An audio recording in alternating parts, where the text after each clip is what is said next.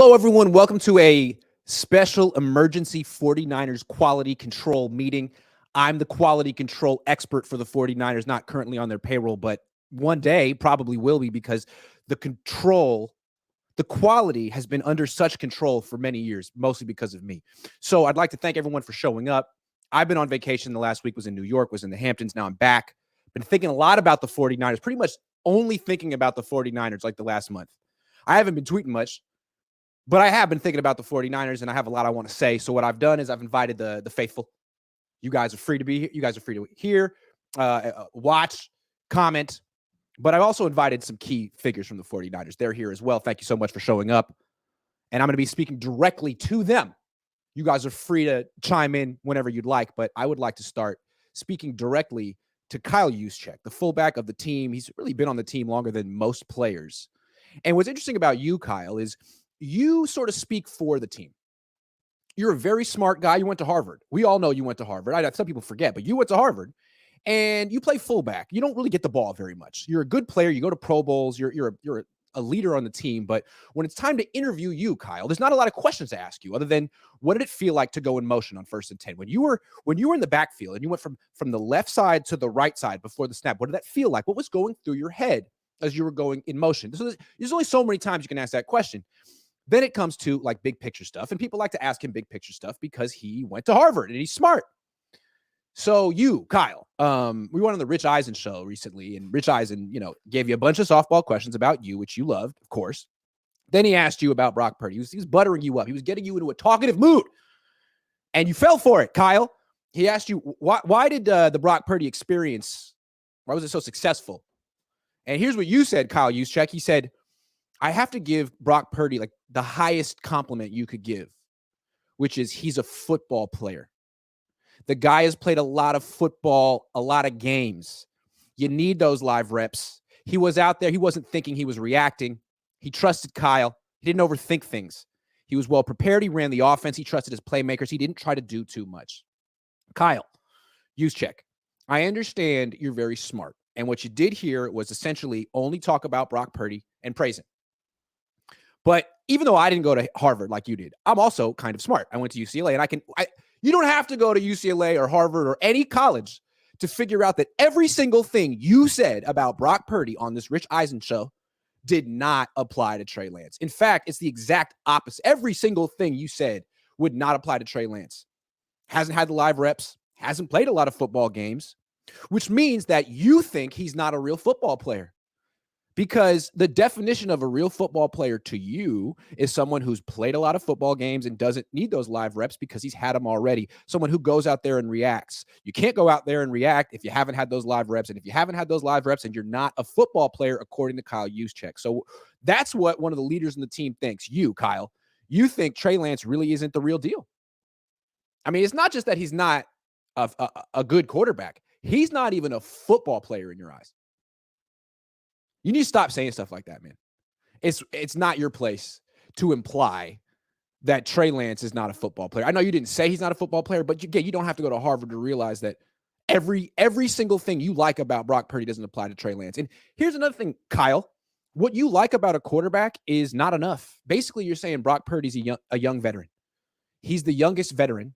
And what made him good is that he plays like a veteran, even though he's 23. And essentially all the Niners need, according to you, Kyle Juszczyk, is a veteran quarterback who trusts Kyle, trusts the playmakers, doesn't try to do too much. No. That's not good enough, Kyle Juszczyk. You had that in Jimmy Garoppolo. For years, it wasn't good enough. You think that was good enough. It wasn't. It's not enough to have a veteran who trusts his playmakers and trusts Kyle. You need someone who transcends all of that, which is why Kyle Shanahan traded for Trey Lance. It's why he signed Sam Darnold. Doesn't mean Sam Darnold's going to be that, but you got to aim higher, Kyle, and you need to stop talking about the quarterback spot. A lot of vets on the team kind of talk like you're the voice of the team and you understand what Kyle's thinking and what the team needs. This isn't it. Stop saying like all you need is like, you sound like Flav here. Flav is like the biggest Trey Lance hater who says all the team needs is a point guard and a distributor, and throwing the ball down the field doesn't matter. It does. Kyle thinks it does. That's why they drafted Trey Lance. So I know you think you're sly, saying all this stuff about Brock and not talking about Trey, but it doesn't take a genius to figure out that none of these compliments apply to Trey. And that as soon as Trey went down, you were the one who said back to 49ers football. So stop. I don't think you do yourself any favors talking about the quarterback spot. We know your preference. You want Jimmy Garoppolo. That's who you want to be the quarterback. And if it can't be him, then you want Brock Purdy. We got it. But it's not your call. And you don't know what you're talking about at quarterback. You're just a fullback. So I would say don't let Rich Eisen do that to you again. You were all way too eager to call Brock Purdy a football player and imply that maybe the other guy isn't. So, Kyle, that would be my number one recommendation to you, because you don't talk that much. And when you do, you don't talk about yourself, because you don't get questions about yourself. You get big picture questions about the team because you went to Harvard. And if this is how you're going to talk, then don't say anything at all. That's it. Kyle Shanahan, let's talk to you. So I just started off with Kyle Juszczyk, which isn't really fair because you're the tone setter of this team, Kyle Shanahan. It's your team. And Kyle Juszczyk is sort of just following your direction. It's your fault that Kyle Juszczyk thinks he can go on Rich Eisen and just give a bunch of compliments to Brock Purdy and imply that Trey Lance is none of those things. Clearly, you have not articulated the vision for why Trey Lance is here to begin with. You're the reason he's here. You wanted him. You didn't want Jimmy. Team wanted Jimmy. You didn't want Jimmy. You wanted to get rid of Jimmy, and you brought in Trey. You could have had Justin Fields. You could have had Mac Jones. You decided on Trey, and you never explained why to anyone. You just kept everyone in the dark, from their fans to your players. You made the trade. You didn't explain it. You made the trade after free agency, after Juszczyk signed, after Trent Williams signed. I think they felt surprised. Like, what did we resign for? Are we rebuilding? Are we going for it? And then you brought in Trey Lance, and you didn't explain, like, what about his skill set was so important to you. You said you wanted to sit him for a year, and then you buried him after an injury, and now it's like, why was he here? You need to tell people. Like, you've done a great job, Kyle, of explaining your system to your players. How do I know? Because anytime George Kittle's in front of a microphone, he can break down your system for days. He can explain all the different intricacies of the wide zone and how the run set up the passes. And he is a Kyle Shanahan system expert. So is Kyle Juszczyk. A bunch of players on your team can talk about your system for days. Why? Because you talk about your system for days. Where'd they get it from? You. They listen to you talk about how great your system is, and they compare it. Well, if you did the same thing about your quarterback, hey guys, from day one, I know you're a little surprised that I brought in Trey Lance. I know he's not like Jimmy Garoppolo. I know we're going in a different direction. Here's why. Here's what we need to do. We don't just need a veteran who can trust me and his playmakers and get the ball out on time. We need more than that. Kyle, I'll explain it to you. George, just like I've explained why the outside zone is so critical, I will explain why the idea of Trey Lance is so critical to you, Kyle Juszczyk, and you, George Kittle, and you, Trent Williams, and you, Deebo, but he didn't do that. He snuck him onto the team as a rookie, buried him because the players were a little confused, thought they'd be more into it year two. They weren't. He invited all the veterans onto the team into little private meetings and begged them to support Trey Lance. That doesn't work. So, Kyle, you do such a good job of articulating your system and why it works, and your players buy in. You can't do that at the quarterback position? Why not? If you did, I think they'd buy in. That's the thing about you, Kyle. I say you're an ineffective head coach. You're basically not a head coach. But your players play hard for you. They buy into whatever you're selling them. And I don't understand why you never tried to sell the quarterback that you wanted. It's like you were afraid. It's like you tried to divorce Jimmy Garoppolo. You brought in the new girlfriend. Your teenage children didn't like the new girlfriend at first, and you're like, all right, well, guess it's not going to work.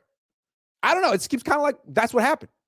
You need to articulate yourself to your children, your players, who believe in you and look up to you and want to understand what you're doing. I think it's on you, Kyle. Your indecisiveness or unwillingness to explain yourself has led to all of this. You could have handled this right away when you traded for Trey. Here's why I'm trading for Trey. Here's what we need. And if Trey doesn't work out, we're going to get someone else like Trey, because this is what we need.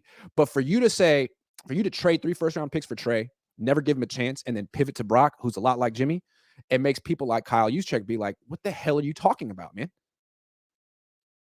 Why did you ever go after Trey if we're pivoting to Brock Purdy, who's a lot like Jimmy? I guess I was right, Kyle? I guess I was right. Kyle Juszczyk was right. All I need, once you go back to Brock, you're basically telling people, yeah, we just needed Jimmy. We just needed a vet, a guy who could, distribute the ball. So, Kyle, you need to explain yourself. You need to explain this quarterback position. You have us all in suspended animation right now. Lowell Cohn donates $20. That is so generous. Also, a very familiar name. Lowell Cohn. Rings a bell. Thanks, Dad. I love you. And I'm looking forward to doing our show in 2 days. All right. I got more for Kyle. Kyle Shanahan again. You've been talking about quarterbacks. What's interesting about this team is it's not a quarterback-driven team at all. It's a running back-driven team. Now, to win the Super Bowl, the quarterback has to step up eventually, but not till the very end. The Niners can make it pretty much all the way to the doorstep of the Super Bowl running the ball. And they're going to need to do that this year. Kyle, I'm talking to you. Directly to you. For you to make it to the playoffs this year, you're going to have to run the ball more than you ever have. And you know it. And I'm going to give you the benefit of the doubt here that you're planning on this, because last time you had a quarterback who was coming off a serious injury and didn't get to have a full offseason was 2019 Jimmy Garoppolo. He had torn his ACL. He came back. He missed OTA's minicamp. He was not good in training camp. Remember, he had that day where he threw 5 picks back to back. He did that. You knew it. And then what you did was you were bracing for a rough start that year. You've had 3 rough starts in a row, but that year you were bracing for it, but you went 8-0. You didn't have the rough start. Everyone thought you would, but you went 8-0. It was your best year you ever had as a head coach. What did you do? You ran the freaking ball aggressively from the beginning of the year. And that's what you got to do this year. Now, you haven't been able to the last few years because every time the season starts, your starting running back got injured. Most are 2 years in a row, then Mitchell last year. But now, this year, you got like 3 really good running backs. And you have the best running backs in the league. It's on you to find a way to run the freaking ball 30 to 35, 40 times a game and rotate those guys. Because if you put the season on Brock Purdy's arm early on, or any quarterback's arm early on, you're going to lose. Obviously you want Brock Purdy to start, and you don't care if he's going to have a full training camp or offseason. You think he's your best option. Fine, maybe he is. But the first game should be him handing off the ball 1,000,000 times, because you can win that way. You won an NFC championship game throwing 8 times. That's where you start this year, no matter who your quarterback is, running the ball a lot of freaking times. I never understood the few freaking times you had Trey Lance on the field. You didn't play that way. You made him a passer and a running back, not a hander offer. You won an NFC championship game with no quarterback on the field, just a hander offer, a designated hander offer. That's Brock for half a year. You can win that way. Your best coaches are Bobby Turner, the running back coach, and Chris Forrester, the offensive line coach, who is a run game coordinator. 4/5 of your offensive line are there for run blocking. Run the damn ball. Come on, Kyle. That's how you do it. You know it. You know it. You did it in 2019. If you have a quarterback who is not fully prepared for the season, don't put the season on his shoulders, on his elbow, on his arm. Run the damn ball. And I know you like to throw to Christian McCaffrey. And once Brock Purdy came in last year, you started throwing a whole lot more. But if you do that this year, you're going to get him hurt. You could miss the playoffs. If you just run the damn ball, I don't see how you win fewer than 12 games. Your running backs are too good. It's that simple. Your defense is too good. Your running backs are too good. You could buy yourself 2 months while Brock Purdy gets in game shape just running the damn ball. So that's on you. It's pretty simple. Sometimes you overthink things because you're a genius, and I'm not. But this is a humble suggestion, Kyle Shanahan. Run the damn ball. Jose Mendez, new member, thank you very much. AmTodd99 says, yo, Grant, been a minute. I figured I'd check in. It's almost that time of year. Anyway, is Trey third on the depth chart? Why isn't this the biggest story in the NFL? I don't think he's third on the depth chart. I think Kyle Shanahan makes the depth chart, and it's July, and that's not hasn't been determined yet. We'll see what happens in training camp. AmTodd99. Let's talk Brock Purdy. Brock, talking to you. Look at me, Brock. Look at me, Brock. We all admire you very much. First of all, you did a great job last year. You're a really good quarterback. You're a really good starting quarterback, and you're the biggest bargain in the league. You're one of the biggest assets on the team. And we all wish you the best, speediest recovery. There's some things you're going to have to do to keep yourself healthy, though, Brock, in the future. And we all like the level of playmaker that you are. Jimmy Garoppolo, if the first read wasn't there, you could feel the anxiety dripping off him, the sweat dripping off him. It was bad. With you, when the first read isn't there, like the play is just starting. And actually, sometimes the best things happen when you hold on to it and extend the play. But man, you're not going to last playing like that in the NFL. There are times when you move around and you look like you're Russell Wilson, but you're not Russell Wilson. Russell Wilson when he was your age, was a much better athlete than you. I remember one time Russell Wilson beat the 49ers in the NFC Championship game 2013. Afterward, Vic Fangio was in the locker room in Seattle, and we were asking him, like, why is it so hard to contain Russell Wilson? He's like, and this is the best defensive coordinator, the best defensive coach with the best defense. He's like, guys, as a runner, he's like Barry Sanders. That's what he said about him. Brock, as a runner, you're not like Barry Sanders. You're a nice runner. You're creative. You have like change of, you have different gears. You have a quick first step, but you're not outrunning anyone. You're not going to gain yards past the line of scrimmage. You're going to get hurt doing this too much. You hold on to the ball too long. Whether you're rolling out to the left or standing still in the pocket, you hold the ball too long. A lot of times that leads to good plays, but it's also going to lead to injuries. And the only thing that's going to hold you back in the NFL is your small stature and your lack of durability. You're a good quarterback. You need to get the ball to your hands quicker. You need to pick and choose your spots of when to extend the play, when to roll to your left, because a lot of times last year you were rolling to the left with a perfectly clean pocket. And I know it's not that exciting, but there's a lot of open receivers underneath in this offense. You got to get the ball out quick just for self-preservation, especially this year coming off this injury. Get the damn ball out of your hands really, really, really, really fast. Otherwise, you could start week 1 and then Trey Lance could be starting week 3 because everyone knows you roll left. Everyone's watched your tape now. Everyone's prepared for you. It's your offense. It's your tendencies. People are ready. So you got to do something a little differently. You haven't been able to work on your game very much this offseason because you're hurt. So just get rid of the ball quick. Survive. Survive! That's my recommendation. Otherwise, if you start trying to do too much, isn't that what Kyle Juszczyk said? He says you don't try to do too much. Well, sometimes you do. You need to get rid of the ball a little quicker. Otherwise, you won't last. Dave Barclay says, Grant. Hey, Dave, how are you? How you doing? All right, Trey Lance. Trey, I'm talking to you. Thank you for showing up to this quality control meeting. I appreciate it. Now, Trey, let's talk about your mindset for this year. I know you probably feel screwed. You probably feel like you have no real chance to start here. You're competing to be the backup, but they won't let you leave. They won't trade you. You can't go anywhere else and compete for a starting job. You think you're probably a starting quarterback in the NFL, and you're not being given a fair chance to show it. I get it. But you got to be patient. Sorry. This is the NFL. It's not fair. It's the not fair league. You signed a contract. They've given you a lot of money. You just have to be patient now. And here's what your mindset should be. People have all written you off. Certain people on the team know that you've improved. Kyle Shanahan has said it. George Kittle has said it. But the media doesn't seem to get it. And I don't know. I don't know why people have written you off. But you know you've improved. You know you finally have more touch on the short throws. That those layups that were giving you some problems, like the screens that you would throw too hard, or the slants or the shallow drags that you were throwing too hard, it's not an issue for you anymore, at least from what I saw in practice. You have a much shorter controlled stroke, and you can throw those layups, which is going to increase your completion percentage by a lot.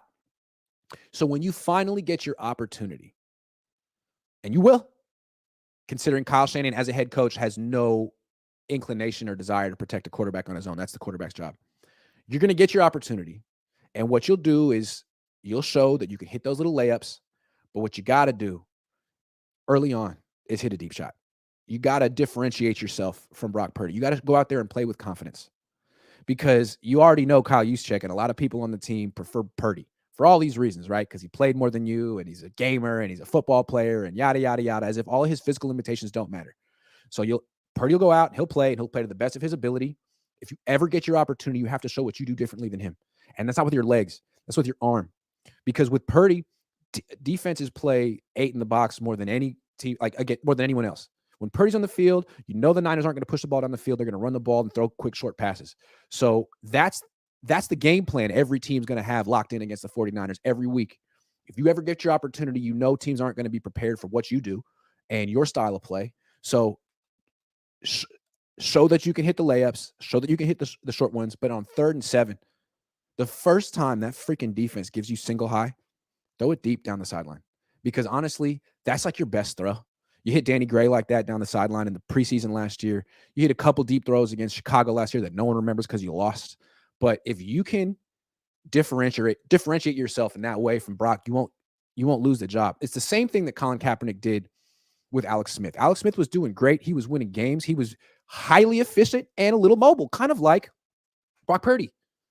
Alex Smith was playing really well for about a year and a half, but he couldn't really push the ball down the field. He was a little conservative. held the ball a little too long. All of a sudden, he gets hurt. Kaepernick comes in and lets it rip and really pushes it down the field. And the whole team says, right, of course. We can do so much more now.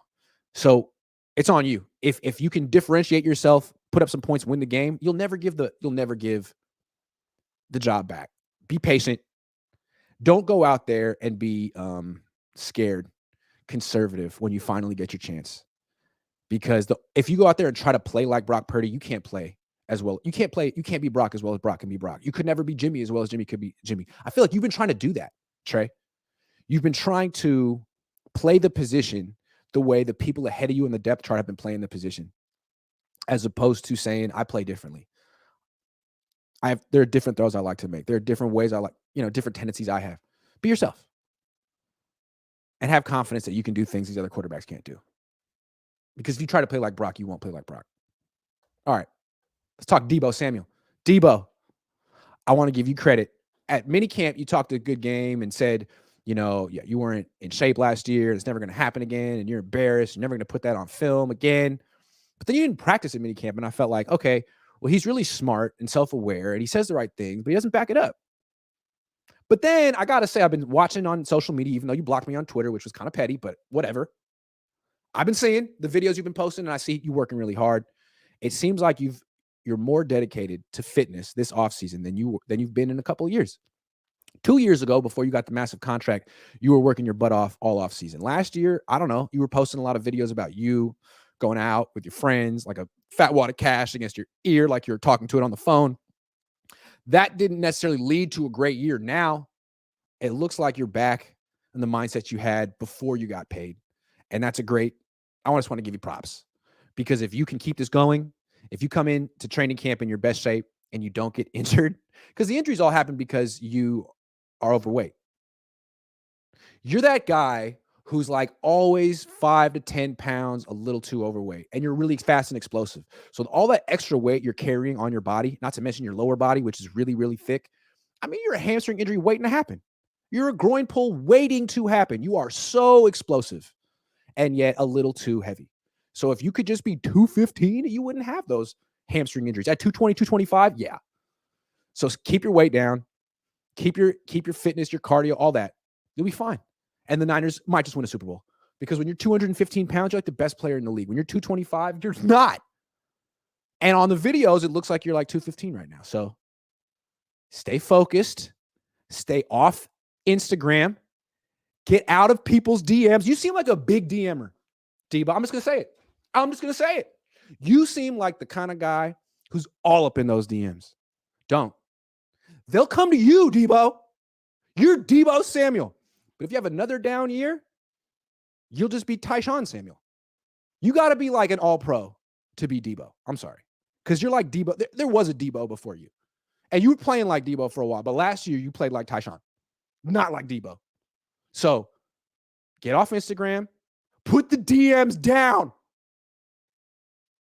And the Mike and Ike's. Focus. Focus on your craft. You know I'm right. You slid into, who was it, Jake Paul's girl's DM? We saw it. We knew. How many others? I want to know.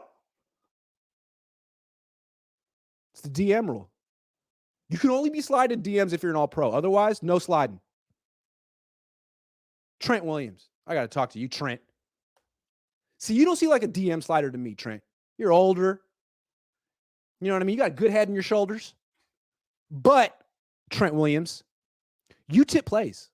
You know you tip plays. You admitted you tip plays. Your offensive line coach admitted you tip plays and said he talked to you about it, and you won't do anything to change it. You need to stop.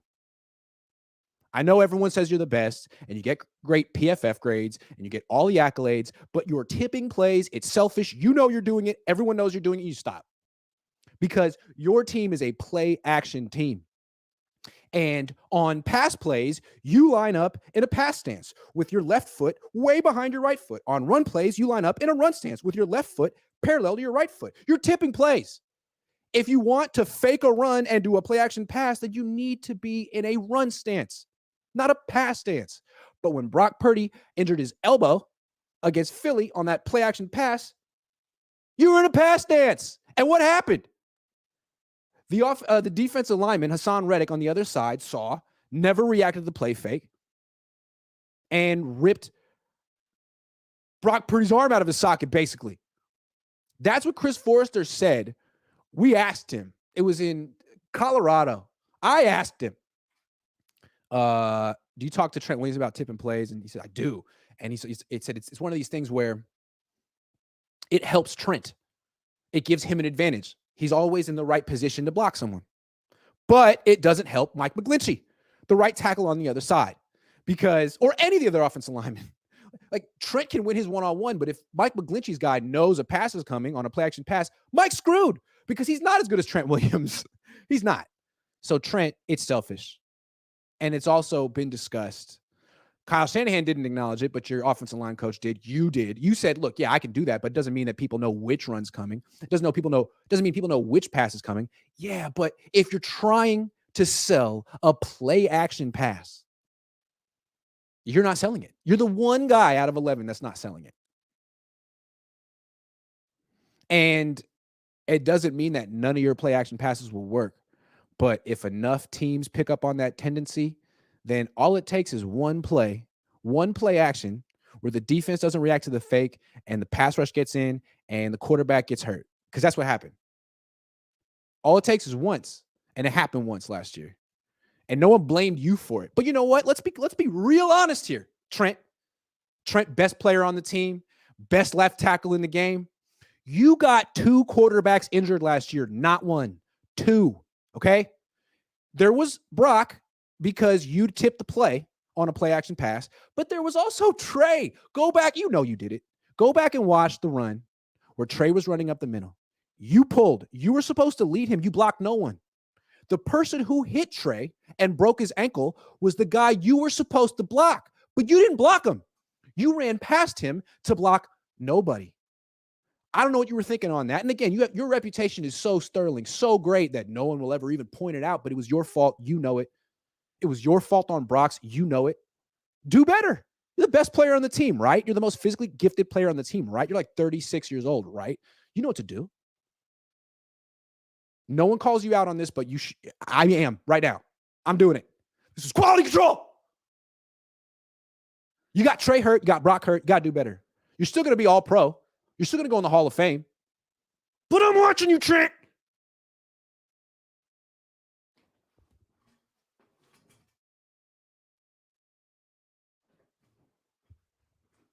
That's right. All right, that's the whole show. Thank you very much, everyone, 49er, for coming. But that's it. I don't have any more advice. If you follow everything I said, you'll win the Super Bowl. Finally caught a live one, says Dave. Missed you this last week. I didn't stream last week. I was out. I was in a place called Shelter Island for 4 days. Have you ever heard of Shelter Island? I had never heard of it. It's part of the Hamptons, but like it's not the part where like the celebrities go because it's not. It's a freaking island with no bridges. You got to take ferries on and off, which is quite a deterrent. So it was really cool. My friend lives out there, which is kind of amazing to have a house on an island like that. But it's really cool. Compare mechanics on Trey versus Brock, footwork, etc. Well, Brock has better mechanics. Brock has better footwork. You know, that front leg lock thing that Trey Lance does, Brock doesn't do that. Brock has a lot of what I like about Brock is he has a lot of different arm angles. In the face of a blitz, he can drop down. He can throw those screen sidearm. He's pretty natural that way. He just doesn't have much arm strength. But he's a natural thrower. I would say that Trey isn't a natural thrower, but he's a trained thrower. And he's an extremely diligent worker who works on his craft. Dave Barclay says, Trey, you are destined to be a starting quarterback. Kyle should be fired, and you should play. But Niners have a weird fan base that loves mediocrity. You do have support out here. I bought number 5 day after draft. Trey, you watching? Don't leave just yet. People are talking about you. Dave Barclay says, I think we can do without Deebo, but maybe he shines. So far, so good for Deebo. Although I'm telling you, man, DM, stop. Stop DMing me. No, I'm just kidding. You never DM me. Dave Barclay says, and Ayuk, you're great. Let's kill it this year. Yep. Sean Shepard says, nobody even knows who your choking butt is. Jim Neverett. Anyway, glad you got that sour flavor out your mouth. Thank God Glass Jimmy is gone. Grant, how have we become the 90s Bills? Be blessed. Are they the 90s Bills? The 90s Bills went to a lot of Super Bowls. I wouldn't say the Niners are there yet. The Niners are like, they're the Cowboys. They're a little bit better than the Cowboys. Currently. They have a lot in common. My lady loved the chicken hobnobbing. Thanks. I couldn't believe I was at a resort that just had a chicken coop. It was dope. Really cool. Anyway, it was just a quick show today. Just a little quickie. I didn't have that much to say. I just want to get back here. I missed streaming. I really like working. This is a really weird time of the year from like the end of minicamp to the beginning of training camp. I just have nothing to do. There's no football to talk about. I just feel like, who am I? Who am I? I don't know. But then when the season starts, I know who I am again. It's a lot of fun. I love working. Do you guys like working? Do you guys have jobs you really like? I fucking love my job. Have I made that clear? It's great. I was in Manhattan last week, and I was sitting at a bar at the hotel I was at, the Algonquin, and just talking to people, talking to this older couple that was on their, I don't know, anniversary or something. And they were kind of complaining about their kids, like, oh, I got this 23-year-old and this 25-year-old, and they moved back home, and they don't have a job. And I was like, yeah, I lived at home until I was 27. I didn't really make money until I was 31. And they were like really being judgmental of their kids. And the dad was like, I try to tell my son, like, the dream is not going to come true. Your dreams are not going to, like, you just want to find like a corporate job. I was like, dude, my dreams came true. My dreams came true. What are you talking about? I got a YouTube channel, baby. That is the American dream. My dreams came true. Don't tell your kid that.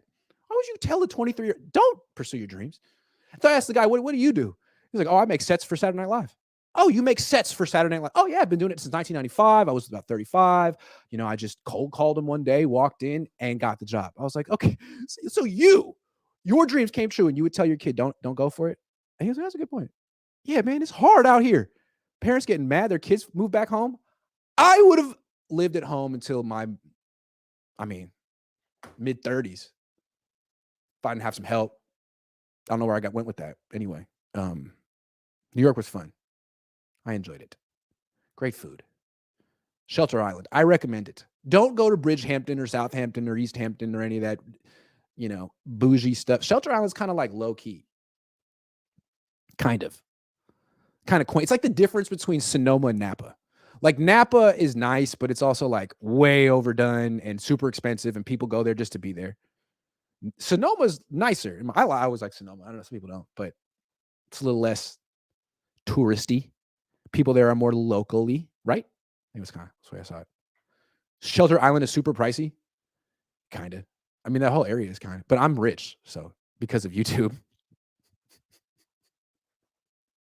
No, I stayed at the Algonquin Hotel on points. That's one of the best things about being a sports writer is all the points you accumulate during the season. Points. So I had a fat suite at the Algonquin Hotel, which is an old school hotel. It's Midtown Manhattan. I think that's where they invented the New Yorker. It's so nice. And then I stayed at a place called the Pridwin in Shelter Island, which had cottages. So I had like a porch and I had a bathroom with heated floors. Heated floors. You could set it to like 84 degrees. I was like, yeah, I don't know if that's hot enough. Let me try 87, 88. I love being bougie.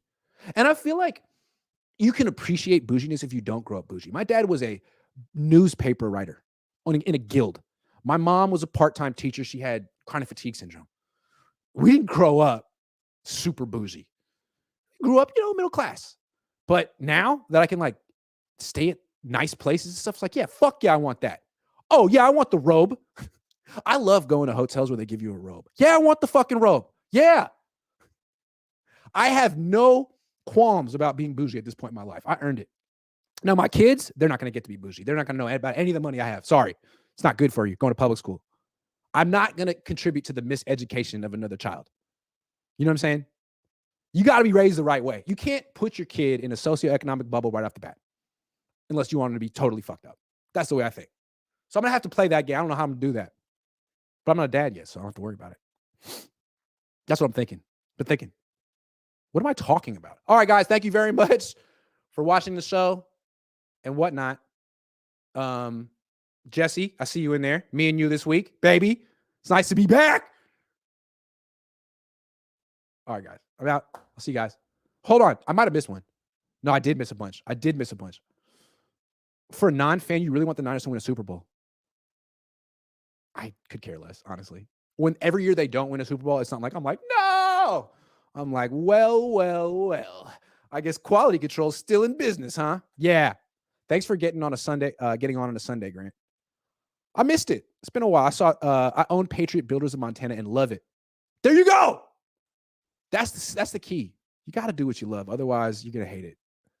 Genius. I just said that out loud. Grow up broke and we work our ace off for better. Yeah. I didn't grow up broke or anything. I just didn't grow up bougie.